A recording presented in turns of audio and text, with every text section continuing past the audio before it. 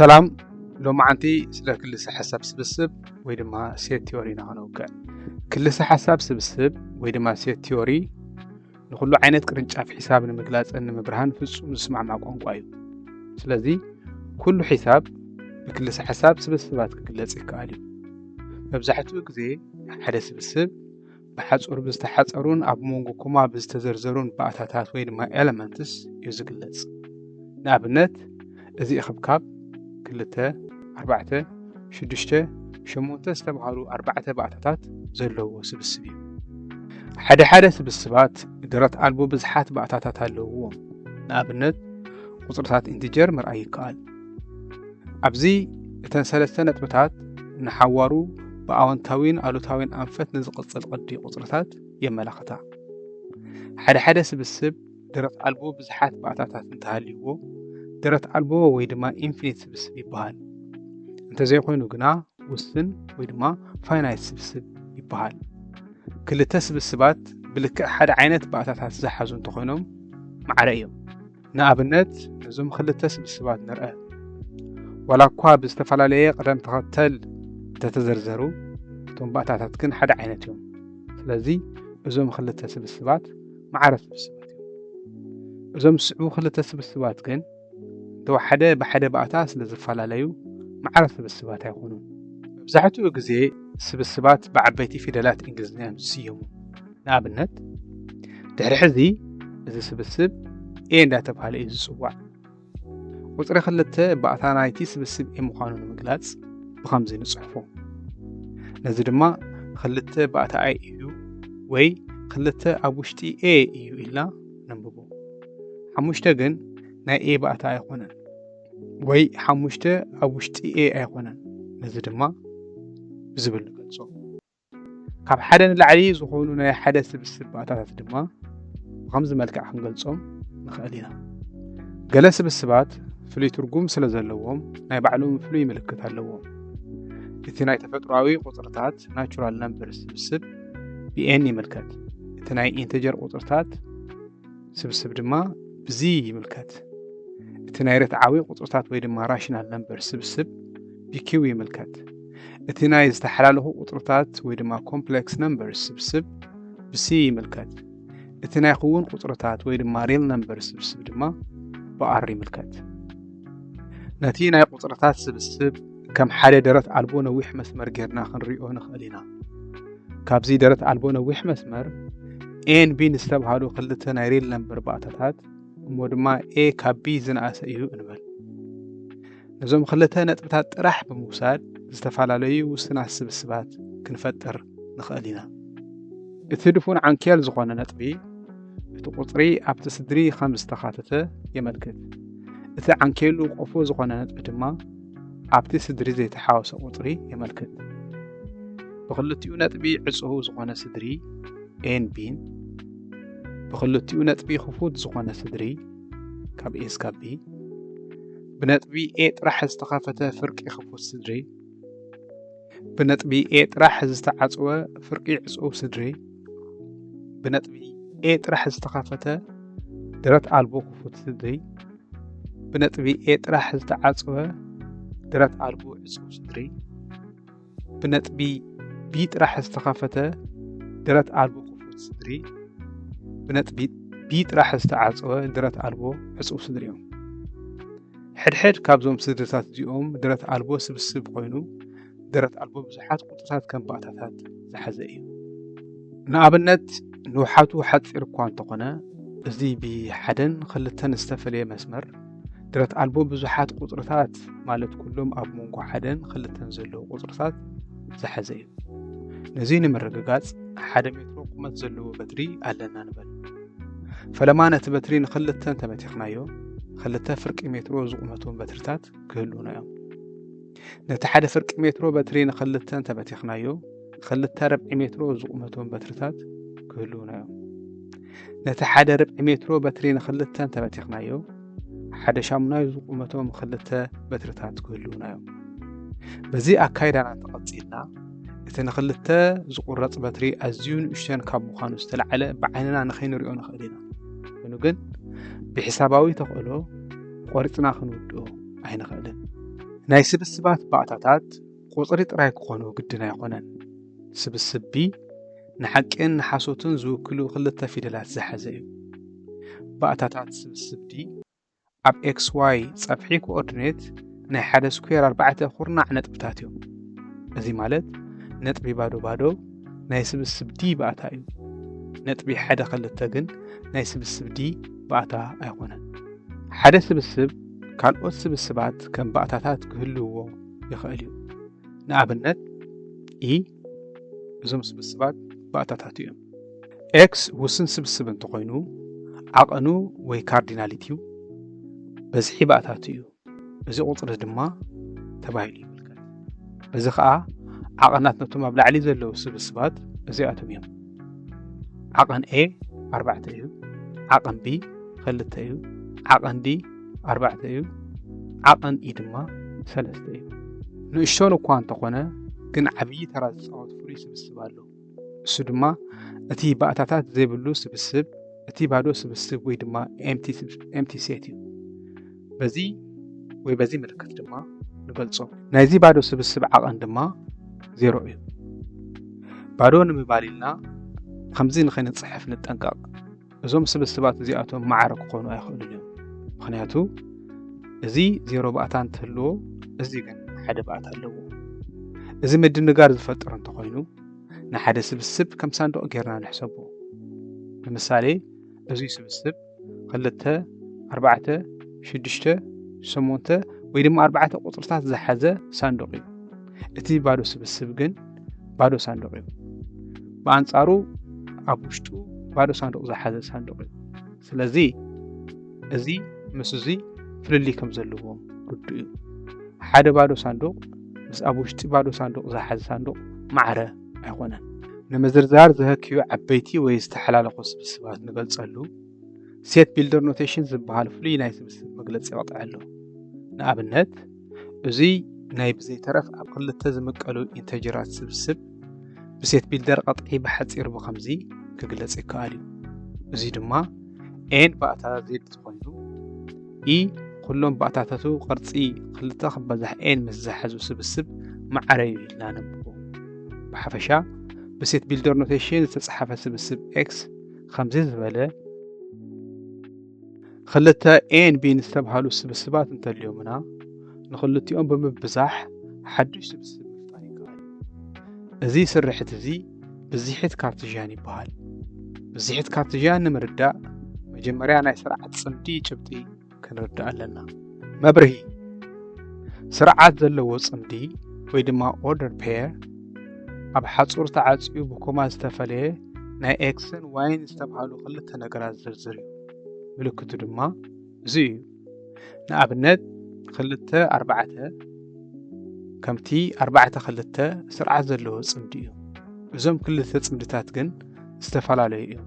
ምክንያቱ ዋላካ ኣብ ውሽጦም ሓደ ዓይነት ነገራት እንተሃለውዎም እቲ ኣሰራርዖም ግን ዝተፈላለዩ እዩ። ኣብ ናይ ኮኦርዲኔት ፀፍሒ ወሲድና እንተሪእናዮም ንኽልተ ዝተፈላለዩ ነጥብታት እዮም ዝውክሉ። መብርሂ ምልክቱ A ክባዛሕ B ዝኾነ ናይ ኤን ቢን ዝተባሃሉ 2 ስብስባት ካርቴሽያን ፕሮዳክት በዚ መልክዕ ይግለጽ። ንኣብነት ስብስብ A እዙይ ስብስብ B ድማ እዚ እዮም ንበል። ናይ ስብስብ ኤን ስብስብ ቢን ብዚሒት ካርቴሽያን ብኸምዚ ይስራሕ። መጀመርያ ናይ ስብስብ A ባእታታት ዝኾኑ KLM ብናይ ስብስብ B ባእታት ዝኾነ Q ነራብሑ። ሲዕቡ ናይ ስብስብ A ባእታታት ዝኾኑ KLM ብናይ ስብስብ B ባእታት ዝኾነ R ነራብሑ። ውጽኢቱ ድማ እዚ ይስዕብ እዩ። ስብስብ ምልክት ክትጽሓፍ ከሎ ድማ እዚ ይመስል። ካርዲናሊቲ ወይ ዓቐን ናይ ብዚሒት ካርቴዥያን ኤን ቢ ድማ ምስ ናይ ኤ ዓቐን ክራባሕ ምስ ናይ ቢ ዓቐን ማዕረ እዮም። ተወሳኽቲ ምሳሌታት ናይ 2 ሪል ናምበርስ ካርቴዥያን ፕሮዳክት እንተወሲድና ምዝርዛሩ ስለ ዘጸግም ብስእላዊ መልክዕ ብኸምዚ ይግለጽ። ናይ ሓደ ሪል ናምበርን ናይ ሓደ ናቹራል ናምበርን ካርቴዥያን ፕሮዳክት እንተወሲድና ምዝርዛሩ ስለ ዘጸግም ብስእላዊ መልክዕ ብኸምዚ ይግለጽ። ናይ 2 ናቹራል ናምበርስ ካርቴዥያን ፕሮዳክት እንተወሲድና ምዝርዛሩ ስለ ዘጸግም ብስእላዊ መልክዑ ብኸምዚ ይግለጽ። ሓደ ውፅኢት ካርቴዥያን ፕሮዳክት ምስ ካልእ ስብስብ ተባዚሑ ሓዱሽ ካርቴዥያን ፕሮዳክት ክፈጥር ይኽእል እዩ። ካርቴዥያን ፕሮዳክት ብክልተ ስብስባት ጥራሕ ዝውሰን ኣይኮነን። ቁፅሮም ኤን ዝኾኑ ስብስባት እውን ተራቢሖም ካርቴዥያን ፕሮዳክት ክፈጥሩ ይኽእሉ እዮም። እዚ ድማ ብዝብል ሓፂር ኣገላልፃ ክግለጽ ይከኣል እዩ። ኣብ ካልእ ናይ ሒሳብ ኮርስታት ምስ r to the power of n ኣዝዮም ዝመሳሰሉ ስብስባት ክጋጥሙና ይኽእሉ እዮም። ግን ከዓ ቁሩብ ዝተፈላለየ ትርጉም ኣለዎም። ንኣብነት ኣታዊታቶም ካብ ሪል ነምበር ዝኾነ ስብስብ ናይ ኩሎም ክልተ ብሰለስተ ማትሪክሳት ምርኣይ ይከኣል እዩ።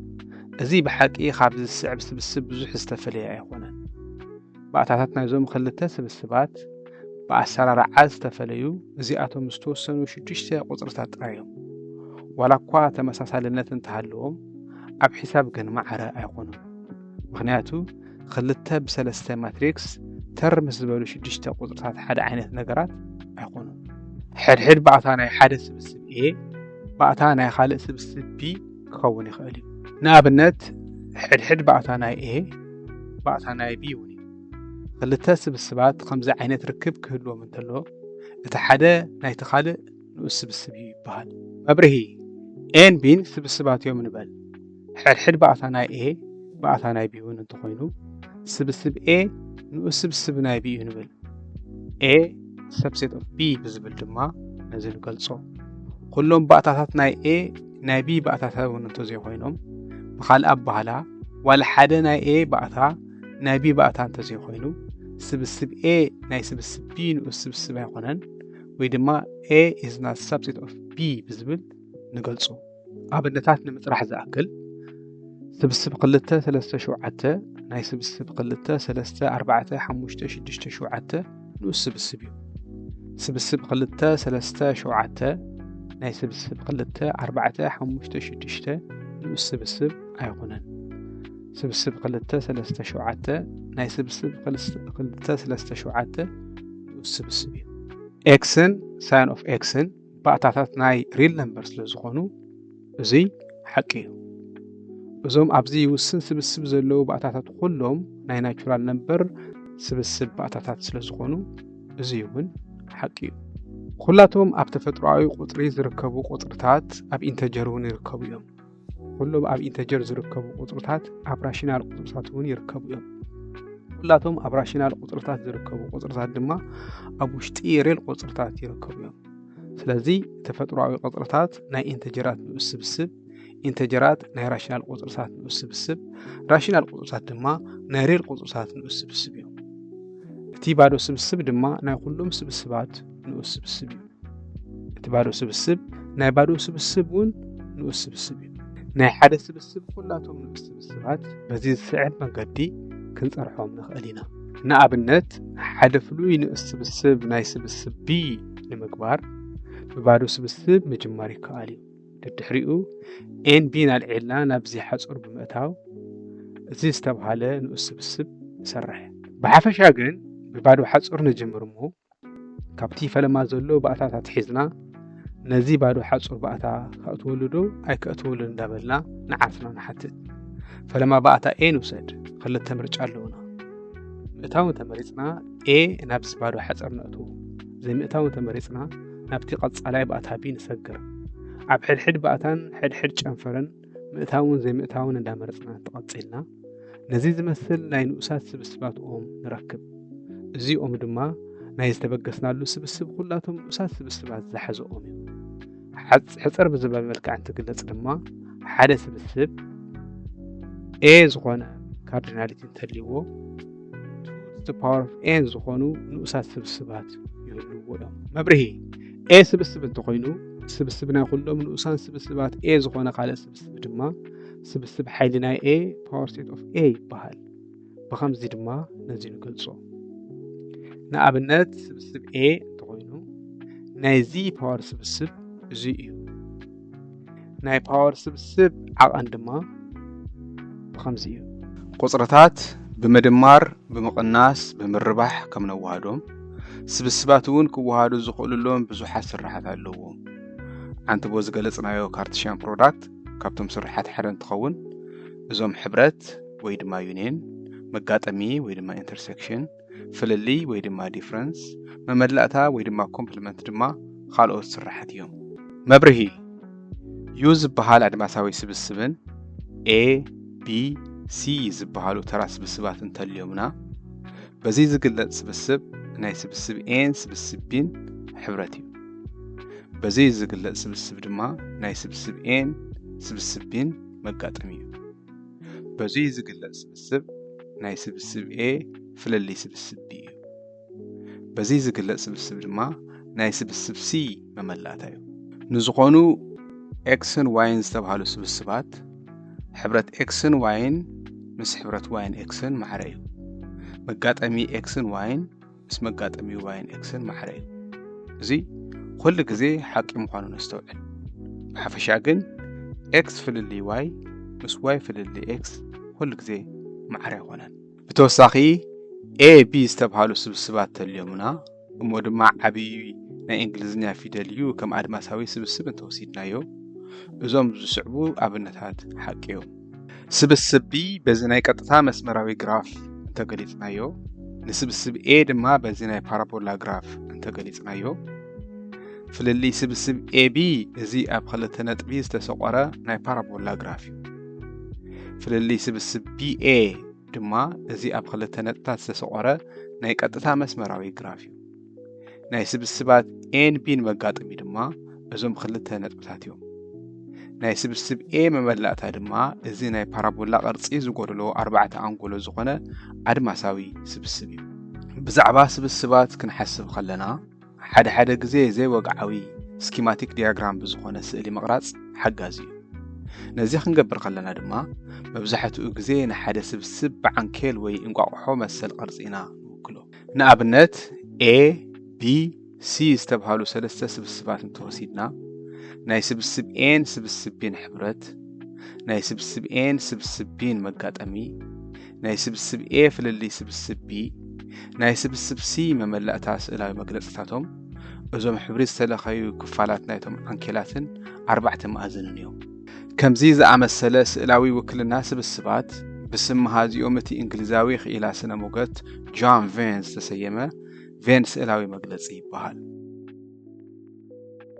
ብዙሓት ስብስባትና ብኣጻብዕቲ ዝቁጸሩ ክኾኑ ከለዉ ንኹላቶም ምጽራሕ ይከኣል እዩ ቁጽሪ ስብስባትና ኣዝዩ ብዙሕ ክኾን ከሎ ግን ንሕድሕዶም ምጽራሕ መህከይን መጋገይን እዩ ዝኾኑ ንኣብነት A B C ዝተብሃሉ ሰለስተ ስብስባት እንተልዮምና ብሓገዝ ሓባሪ ኣሃዝ A1 A2 A3 ኢልና ክንስይሞም ንኽእል ኢና እዚኣቶም ስብስባት ሓባሪ ዘለዎም ስብስባት ወይ ድማ ኢንዴክስድ ሴትስ ይበሃሉ ዋላ እኳ እስካዕ ሕዚ ከም ምሳሌ ብዩኒየንን ብኢንተርሴክሽንን ብዲፍረንስን ዘወሃድናዮም ስብስባት ብቁጽሮም ክልተ እንትኾኑ እዚ ማለት ግን ናይ ምውሃድ ደረትና ክልተ ስብስባት ጥራሕዮም ማለት ኣይኾነን ደረት ኣልቦ ዝኾኑ ቁጽሮም ስብስባት ከነወሃድ ንኽእል ኢና ንሓጺር እዋን ግዜ ወሲድና እዞም ዝስዕቡ መብርህታት ንጥቀስ መብርሂ ብሓባሪ ኣሃዝ ዝተሰየሙ ቁጽሮም N ዝኾኑ ስብስባት ኣለውና ንበል ድሓር ሕብረት ናይዞም N ቁጽሮም ስብስባት ካብቶም ኩሎም ስብስባት ውሽጢ እንተወሓደ ኣብ ሓዲኦም ንዘለዉ ባእታታት ዝሓዘ ስብስብ እዩ ከምኡ እውን መጋጠሚ ናይዞም N ቁጽሮም ስብስባት ካብቶም ኩሎም ስብስባት ውሽጢ ናይቶም ኩሎም ስብስባት ናይ ሓባር ባእታታት ዝኾኑ ጥራሕ ዝሓዘ ስብስብ ቁጽሪ ናይዞም ስብስባት ምሕር እንተበዚሑ ነዞም ስብስባት ሕድሕድ ምዝርዛር መህከይን ዕግርግር ዝፈጥር ይክኾን ነዚ ንምብዳህ ምስ ሲግማ ምልክት ዝመሳሰል ዝኾነ ምልክት ከነማዕብል ግድን ይብል ፈለማ ግደ ሲግማ ምልክት ብተግባር ንርአዮ ብዝሓቶም N ዝኾነ ዝድመሩ ኣሃዛት እንተልዮምና ናይ እዚኣቶም ድምር ብሲግማ ብኸምዚ ይግለጽ ቁጽሪቶም ዝድመሩ ኣሃዛት ድህረት ኣልቦ እንትኾነውን ድምሮም ብቐሊሉ ብሲግማ ምልክት ክግለጽ ይከኣል እዩ ሕብረት ብዙሓት ስብስባት ንገልጸሉ ሓጺር ምልክት እውን ምስ ቀጥዒ ምልክት ሲግማ ዝመሳሰል እዩ N ብዙሓቶም ስብስባት እንተልዮምና ናይ እዚኣቶም ሕብረት ዝኾነ ስብስብ ብኸምዚ ኣሓጺርና ክንገልጾ ንኽእል ኢና ናይ እዚኣቶም መጋጣሚ ዝኾነ ስብስብ ብኸምዚ ኣሓጺርና ክንገልጾ ንኽእል ኢና ስብስብ A1 ስብስብ A2 ስብስብ A3 እዚኦም እዮም ንበል ሕብረት ናይዚኦም ስብስባት እዙይ እዩ መጋጠሚ ናይዚኦም ስብስባት እዙይ እዩ لكع خم سيجما زي ملكت قصرهم نزفلت سبسبات راح زي كونس درت عالبو قصرين زلهم سبسباتون كنت أكملوا نقالينا حبرت درت عالبو سبسبات بخمزي يقلص مقاط أمي درت عالبو سبسبات دما بخمزي يقلص توسخي كم زعينة فيديوهات مستدليو لايك شير سبسكرايب مقبارة يترسلوا